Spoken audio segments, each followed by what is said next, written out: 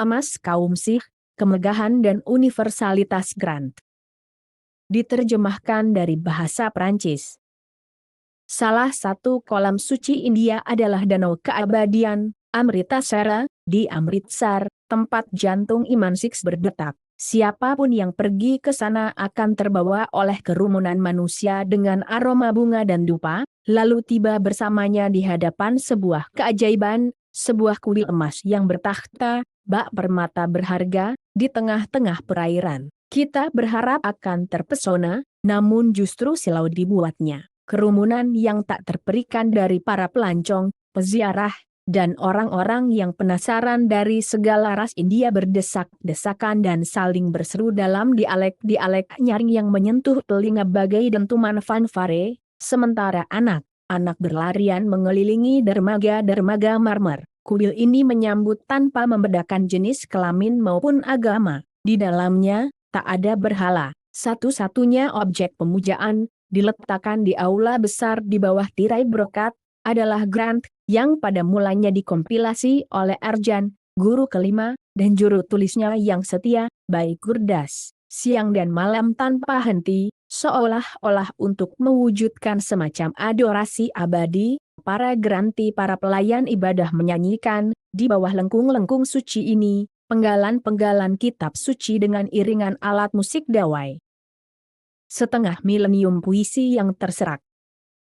Kaum Sikh menyebut kitab suci mereka sebagai Adi Granth, kitab pertama, atau Sri Guru Granth Sahib, kitab guru yang dimuliakan, tetapi lebih sering lagi dengan nama yang sederhana, Granth, kitab. Sebagaimana umat Kristen menamai kitab mereka Alkitab. Namun, Granth adalah karya yang sungguh unik dibandingkan kanon agama-agama lain, sebuah antologi puitis yang memukau, yang tidak hanya memuat himne dan kidung para gurunya, tetapi juga karya para mistikus yang lebih tua, seperti Syekh Fariduddin, yang dijuluki Baba Farid, lahir sekitar tahun 1175.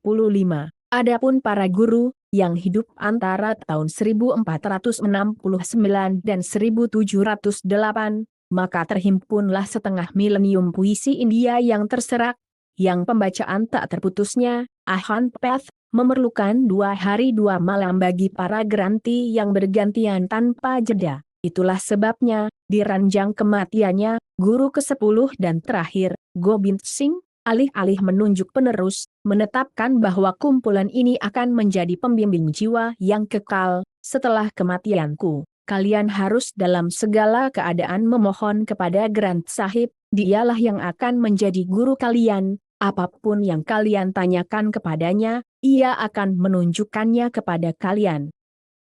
Dapur bersama persaudaraan.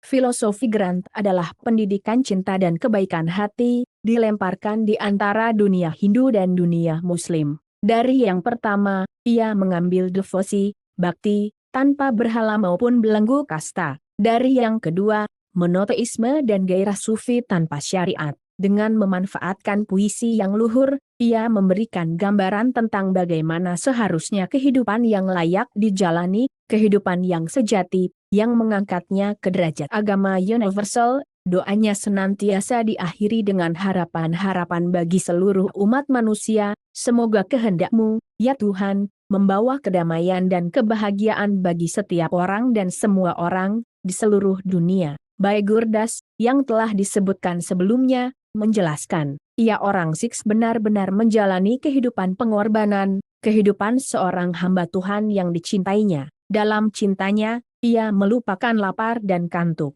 Tangannya tak henti-hentinya sibuk menolong mereka yang membutuhkan dan menghibur mereka yang terpuruk. Berjiwa besar, toleran, dan tentram, ia hidup untuk melayani umat manusia. Para guru telah mengkhotbahkan kesetaraan mutlak, yang menemukan ungkapan paling nyatanya dalam Langar. Kata ini menunjuk ruang makan yang melekat pada kuil-kuil dan makanan bersama yang disajikan di sana, terbuka bagi semua orang. Langar, yang dirintis oleh guru pertama, Nanak, sangatlah orisinal dan radikal di India, di mana selama berabad-abad, terdapat, dan masih terdapat, larangan-larangan mengenai orang-orang yang boleh diajak makan bersama. Dikisahkan bahwa Kaisar Akbar sendiri, Penguasa Mughal yang paling toleran, tunduk pada keramahan tanpa syarat ini, dengan duduk di barisan orang-orang sederhana untuk makan bersama mereka. Bangunlah rakit kontemplasi, di atasnya engkau akan menyeberang tanpa rintangan, dan engkau takkan terbentur lautan maupun pasang.